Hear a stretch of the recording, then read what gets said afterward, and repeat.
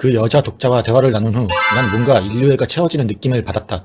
그리곤 다시 현실을 보고 낫질 않는 몸을 고치려 여러 가지 시도하다가 다시 새로운 글을 보았다.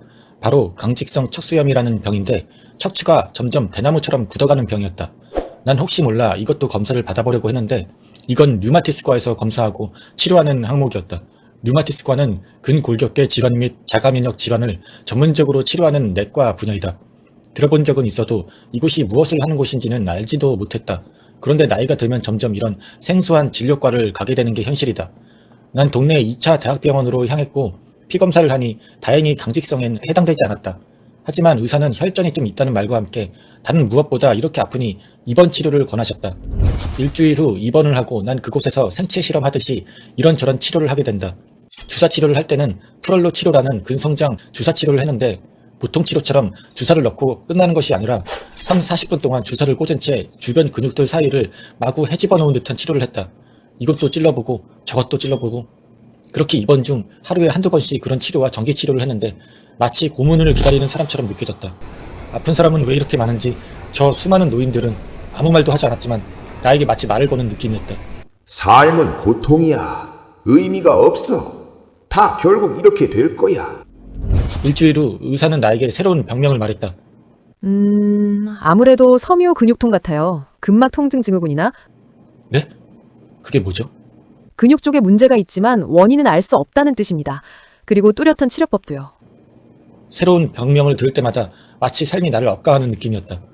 대략 일주일 정도의 입원과 집중 치료가 끝나고 난 다시 집에 돌아왔다. 그냥 천천히 운동하고 아픈 채로 또다시 만화를 만들었다. 그렇게 한 3개월이 흘렀을까 독자였던 그 여자에게서 다시 연락이 왔다. 작가님, 내부 준비가 바빠서 이제야 연락드리네요. 괜찮습니다. 다음 주 이때쯤 미팅 어떠세요? 네, 괜찮아요. 근데 정확히 저는 어떤 식으로 일하게 되는 건가요? 외주보단 소속 아티스트 형태예요. 그렇군요. 그럼 더 자세한 건 미팅 때 질문하겠습니다. 그런데 미팅 날짜는 다가오는데 내 몸 상태가 좀 좋지 않았고 무엇보다 날씨가 폭우가 쏟아지고 있었다.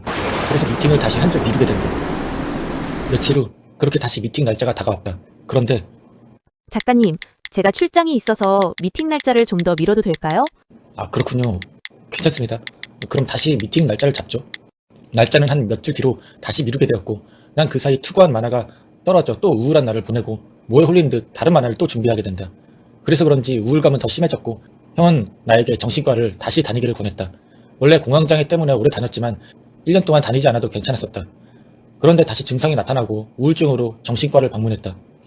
난 정신과에서 그동안 일을 말했고 선생님은 나에게 솔직하게 대답을 해주었다. 이 상태면 사실 우울하지 않으면 그게 더 이상한 겁니다. 일단 여러 가지 설문 검사를 해보죠. 그리곤 선생님과 난 상담을 통해 이것저것 약을 실험하기 시작했다. 조금이라도 공황장애와 우울을 없애기 위해 시도했는데 거의 모든 약을 다 먹었고 그 상황에서 부작용까지 겪게 된다. 어느 날 새벽에 일어나니 세상이 빙빙 돌고 있었고 난 이 일을 선생님께 말했는데 여기서 신기한 일이 발생한다. 선생님, 혹시 몰라서 제가 예전에 먹었던 약봉지를 가져왔거든요. 혹시 비교해 주실 수 있으신가요? 이럴 수가! 씨발! 왜요? 혹시 독이 들어있나요? 그것보다 경석 씨가 가져온 약이랑 제가 처방한 약이 같아요. 즉 옛날에 주구장창 이 약을 먹었던 것이죠. 선생님 말이 구라가 아니시라면 그렇다면 전 해골약을 경험한 것인가요? 아무래도요? 선생님, 궁금한 것이 있는데요. 그럼 가끔 우울증이 있는 사람들이 약을 먹고 기분이 막 확 좋아진다던 건 전 해당이 안 되는 건가요? 차라리 그러고 싶은데. 보시면 경석 씨는 우울증이라기보단 우울감이라고 표현할 수 있는데 이건 상황이 바뀌지 않는 이상 힘들 수 있습니다. 난 실험을 통해 그나마 공황장애를 다스리는 약을 처방받았고 약의 용량은 아주 수량만 먹게 된다. 그리곤 몸이 하나가 크게 아프면 여러 개가 아프게 국룰이듯이 이때쯤 허리와 목 이외에도 손목과 아킬레스건염, 체해파를 받고 있었고 몇 년간 두피염은 약을 먹어도 사라지지 않았으며 비뇨기과도 방문하고 이비인후과도 방문하고 씨발 무슨 케어 무슨 병원 등을 추가로 다니며 위험은 항상 달고 살았다. 그리곤 다시 넣은 매표는 떨어졌고 출장을 다녀온 후 연락을 준다던 그 여자는 연락이 없었다. 난 여기서 좀 쎄한 느낌을 받았는데 시야가 좁아져 난 그 여자에게 연락을 해보았다. 저번에 넣었던 만화는 이번에 또 떨어졌네요. 혹시 미팅은 다시 언제쯤 가능한지 여쭤봐도 될까요? 작가님, 아이고, 속상하시겠어요. 그럼 일주일 뒤에 미팅하시는 게 어떠실까요? 이게 무려 1년 안짝이나 반복되었다. 씨발!